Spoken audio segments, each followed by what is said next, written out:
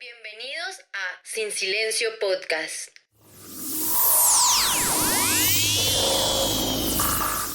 Serie Entre Rejas. Este es un espacio desarrollado con la intención de conocer a fondo la realidad de miles de personas que hoy habitan los centros penitenciarios y carcelarios del país, específicamente dentro del Centro Penitenciario de Mujeres, más conocido como El Buen Pastor en Bogotá. La intención de este podcast es visibilizar, por una parte, el trabajo que se está ejecutando dentro y fuera de los centros penitenciarios para comprender de qué manera se está desarrollando el plan de resocialización y, por otro lado, conocer la realidad de las mujeres privadas de la libertad desde su cotidianidad. Por esto, estuvimos recopilando relatos de personas que tuvieron experiencias dentro de este lugar, como lo son las mujeres privadas de la libertad, familiares que padecieron la situación, fundaciones que atienden las necesidades y luchan por la protección de los derechos humanos, practicantes universitarios de distintas carreras, pues son ellos quienes acompañan el proceso, el cual está establecido por el Ministerio de Justicia. Por lo que desarrollamos 5 capítulos, los cuales nos hablarán acerca de lo que es este desarrollo y cotidianidad dentro de los centros penitenciarios. Capítulo 3. Cotidianidad.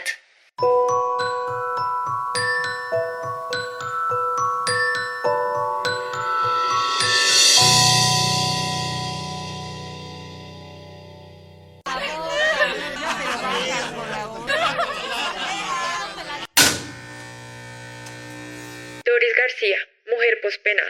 El día a día es sencillo. Yo soy una persona que no duerme mucho, ¿sí? Entonces, yo siempre me despertaba relojito, 1:15 para las 5. Pero entonces había gente que ya estaba levantada desde las 3 de la mañana. Entonces yo me levantaba, dejaba todo listo, ¿sí? O sea, para evitar pisar a mi compañera, la que dormía en el piso y todo eso, entonces me bajaba con mucho cuidado. Y mire que a veces, o sea, yo el 70% de las posibilidades que tuve, yo cambié mi planchón del segundo piso, o sea, mi camarote que yo vivía en la parte de arriba, lo cambiaba por el piso. En el piso duerme uno más rico, ¿sí? Y yo tenía una colchoneta chévere, entonces me relajaba porque mi colchoneta yo no aguantaba frío ni nada, y tenía una cobija gruesísima que Joaquín me dijo, mamá, esa es mi cobija. O sea, cuando me fueron a llevar, es lo único que acataba de decir en ese momento fue, mamá, toma esa es mi cobija para que no sienta frío. Entonces, eso jamás lo olvidaré en la cara de mi hijo cuando pasó eso. Ese muchacho era blanco y bajó la cobija y me dijo, tome, para que no aguante frío, que dice que usted pilló la mala.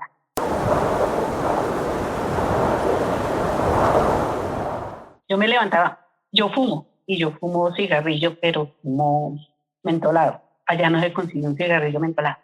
Entonces, pues, fumaba poquito. Yo me levantaba, cogía mi cigarrillo, mi ropita, 1:15 y me paraba en un rinconcito a mirar cómo amanecía. ¿Por qué? Porque toca hacer fila, ¿sí? Para uno bañarse, porque habían 1, 2, 3 duchas y 2 sanitarios. En ese piso, por decir algo, yo estoy en el 3er piso, en ese piso vivíamos más o menos 50 personas. Entonces, 2 sanitarios y 3 duchas para 50 personas, pues, pesado, ¿sí? Entonces yo hacía mi fila. Entonces uno llegaba, buenos días señora, ¿cómo están? Sí, buenos días. ¿Quién va? No, que va tal. Ah, bueno, voy yo después de ella y después de ella va mi compañera. O sea, yo me levantaba temprano y mi compañera, por decir algo, las de mi celda, bueno, yo le saco el puesto a ustedes. Entonces ya cuando iba amaneciendo, entonces ya, no, que ya. Entonces mientras mi compañera sale, bañese usted. Pues yo, Yasmín, que ya vaya a ver que ya le toca a usted el turno. Entonces ya estaba la otra bañándose rápido. Yo fumaba mi cigarrillo. Eso era 5 de la mañana. ¿Sí? Entonces uno duraba hasta las 6:30 más o menos, mientras uno tomaba un tintico, mientras fumaba su cigarrillo, se arreglaba. 7 de la mañana la contada. Pero en ese lapso de tiempo que pasa, desde las 3:30 de la mañana. Entonces, si uno quiere desayunar, tiene que empezar a hacer la fila. Eso van llamando por patio. Entonces empiezan las dragonetas, uno está dormido. El desayuno del patio cuarto, empiezan a gritar desayuno del patio cuarto. Las que quieren ir, que se pegan la madrugada, las que no tienen comidita, las que nada, esas son las que se levantan por su desayuno. Yo casi nunca iba, ¿sí? A veces vamos por agua de panela así. No, que hoy es caldo de papa. Bueno, que viene otra vez, venga, regáleme su caldo. Cosas así que eran horribles, ¿sí? Entonces no creo que eso que digamos hoy son huevos. Entonces uno, bueno, caminamos a comprar, ay, que el pancito, porque el pan también, mire, allá, pues es lo otro, un monopolio horrible en la panadería. Cuando escasea el pan en el expendio, entonces a uno le venden 5 panes por 10.000 pesos. ¿Se puede imaginar? Cuando escasean los cigarrillos, un solo paquete de cigarrillos le alcanza a valer a uno hasta 60.000 pesos. Un paquete de cigarrillos, porque los revenden un cigarrillo en un pin de 5.000. Entonces, pues, y uno que, y no, yo no me tengo que fumar mi cigarrillo, y la gente que es superviciosa, pues peor. ¿Sí? Entonces, bueno, ese es como el día a día. 7 de la mañana la contada. A las 7 de la mañana, la dragoniente que entrega entra a la de las 6 de la mañana, entonces mientras ellos se organizan y no se organizan, a las 7 de la mañana llaman contada, entonces le toca bajar uno al patio, tiene que hacer uno fila, listo, lo cuentan y entonces hay ya los que salen para talleres, los que salen para educativa. Educativa, uno de los posibles talleres que se brindan dentro del centro penitenciario. Después de que yo terminé de hacer educativa, entonces yo empecé a descontar recogiendo todo lo que son cartones, todo lo que era recoger cartones, recoger botellas, recoger todo.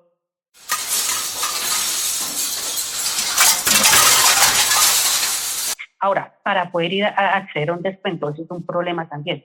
Pues digo, a mí me fue bien porque yo manejaba ciertas influencias allá, pero para uno descontar es un problema, no lo saca. ¿Sí? Yo soy una persona que no tengo los que estudios, pero soy una persona estudiada. ¿Sí? Para poder acceder a mi primer descuento, a mí me tocó ingresar a quinto de primaria.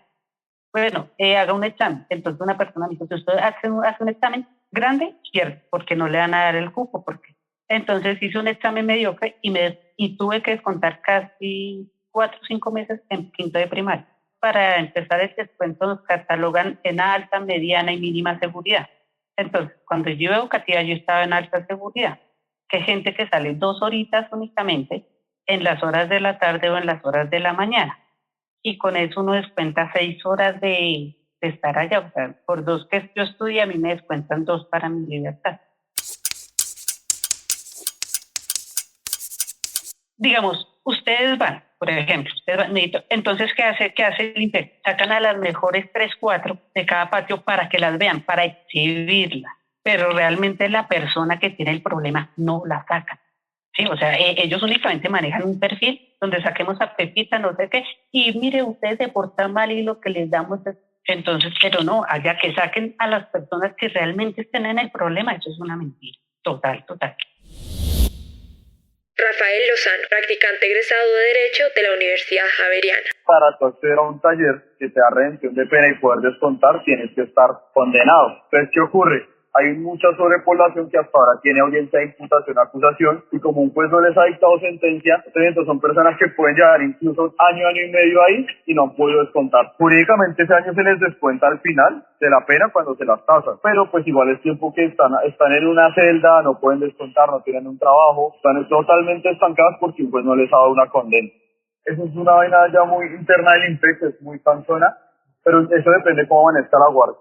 Entonces un día la guardia dice, hoy debo salir a pues, las que necesiten, hoy a las que me caen bien, hoy había ellas que nos decían no, tienen que inscribirse en una lista o la lista no las tenían que traer las chicas de derechos humanos. Y la lista tocaba hacerles los volantes a ellas y los volantes tenían que tener, inicialmente cuando yo entré, solo el sello de jurídica. Pero después la guardia empezó a decir que tenía que tener como más sellos. Entonces al final se volvió una burocracia y dependía mucho, o sea, no te digo del día, de si la guardia estaba de buen ánimo o estaba de mal ánimo. Estefanía Gironza, practicante egresada de Derecho de la Universidad Externado de Colombia. Creo que parte de su vida también depende mucho de cómo es su relación con la guardia. Y esto lo digo de ojos para afuera porque pues nunca he estado privada de la libertad, pero esa fue la percepción que me dio a mí. Laura Sánchez, practicante egresada de Trabajo Social de la Universidad Externado de Colombia. Mi percepción del INPEC es que reciben muchísimos practicantes y pasantes, muchísimos, todo el tiempo, y puede haber un profesional, pero ese profesional puede tener 25 pasantes. Creo yo que sobreviven un poco a raíz de los practicantes. Alexander Rogelis, abogado especialista en Derecho Penal de la Universidad del Rosario. El INPEC trabaja con las uñas. El INPEC no tiene tecnología, el INPEC no tiene personas, el número de personas para la cantidad de personas privadas de la libertad que hay.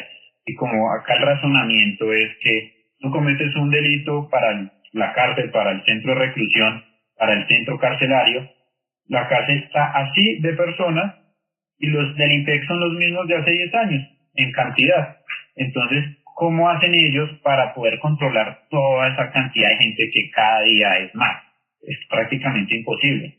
Ana Dielserman, defensora de derechos humanos desde la pastoral penitenciaria en Cali, Jamundí. Hubo hasta paros del IMPEC, pues hasta los mismos guardianes entran en paros porque saben que primero, si la situación en la cárcel se está agudizando, eso significa pues algo para su propia seguridad dentro de su trabajo.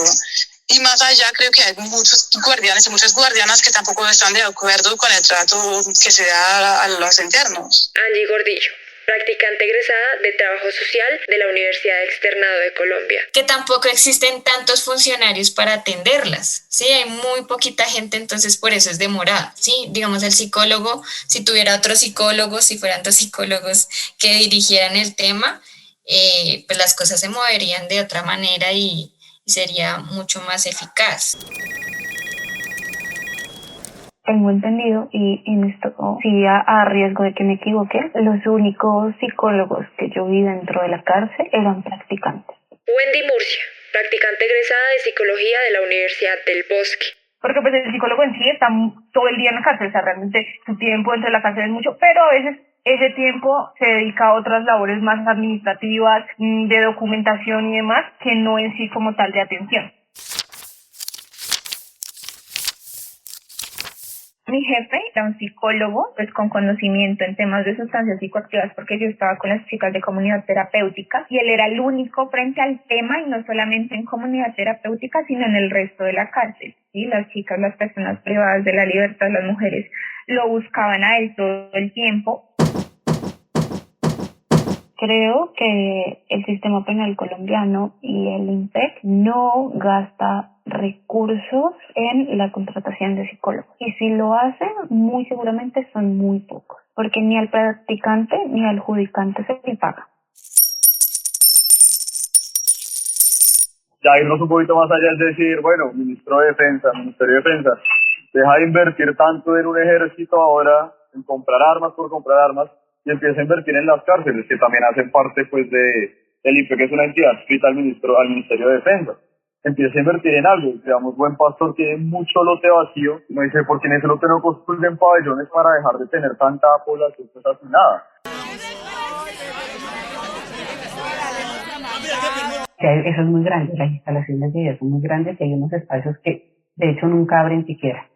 Entonces, ¿cómo lo pueden hacer? Haciendo unas mejores construcciones para que, digamos, haya más espacio. La gente no esté así como una pegada encima de la otra, que ese es el problema ahorita con lo del COVID. ¿Sí? Que ¿por qué no la sacan a talleres? Porque yo le digo, en un espacio de 20 metros cuadrados están 40 personas, están 15 personas, están 18 personas. Entonces, por eso no las están sacando. Juan Urán, practicante egresado de Psicología de la Universidad Javeriana, trabajó con el Comité de la Cruz Roja. Realmente la situación en las cárceles es una corrupción tenaz. Debería haber un presupuesto establecido para cada recluso que le garantizara, digamos, condiciones relativamente dignas dentro de las prisiones. Sin embargo, la gran diferencia es que el que puede tener una celda para él solo, el que puede conseguirse, no sé, un mini televisor, el que puede conseguirse comida del exterior, es porque tiene cómo pagarlo, externamente hablando. Si la persona no tiene si no tiene los medios económicos para poder, pues, acceder a este tipo de cosas, sus condiciones dentro de la prisión van a ser muy precarias realmente.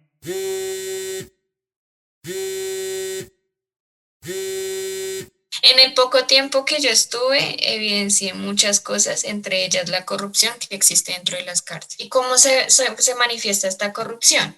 Por ejemplo, en los patios hay venta de sustancias psicoactivas. ¿Sí? ¿Que cómo se entra? Pues se entra con los mismos funcionarios. Eso hay que decirlo, es una realidad. No es que los visitantes de las mujeres sean los que entran eso, ¿no? O sea, eso ya, desde los mismos dragoneantes, eso entran las sustancias psicoactivas. Eso uno, que eso no permite que las mujeres dejen de consumir, ¿sí? En los patios. Hablando de comunidad terapéutica y de esta rehabilitación, eso en primera medida. Dos, que no permite que todas tengan las mismas condiciones. ¿Y esto a qué me refiero? De que, por ejemplo, en los patios hay unas figuras que le llaman las plumas, ¿sí? Y las plumas son las jefas del patio. manejan todo lo que tiene que ver en el patio, cómo se comportan, el arriendo de los colchones, de las camarotes, bueno, de las camarotes, sí se pueden decir camarotes, de las peleas, del saldo de cuentas, ¿sí? Ahí esas figuras de poder hacen que el funcionamiento de esa rehabilitación no sea posible, porque ahí mismo se encuentran las personas más desfavorecidas que otras. Esperanza, mujer pospenada que trabaja con la organización Pasósfera. No hay visitas, no hay nada, pero la droga sigue allá, ¿sí? Todo lo ilícito siguió entrando cuando debería de ser un año en que ya más de una ya no viera estar en las drogas, limpias, su organismo limpio, pero por el contrario, siguió, antes le echaban la culpa a las visitas. Ahora uno se pregunta, ¿ahora quién le van a echar la culpa si es que la droga, los estupefacientes siguieron entrando como el diario vivir de ellos? Entran más droga y más todo que los propios medicamentos, de pronto de una encomienda humanitaria. El negocio, para mí, el INPEC y todo este sistema es un negocio.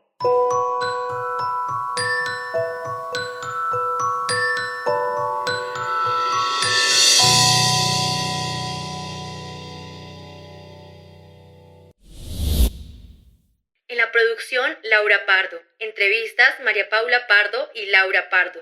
Sin Silencio Podcast.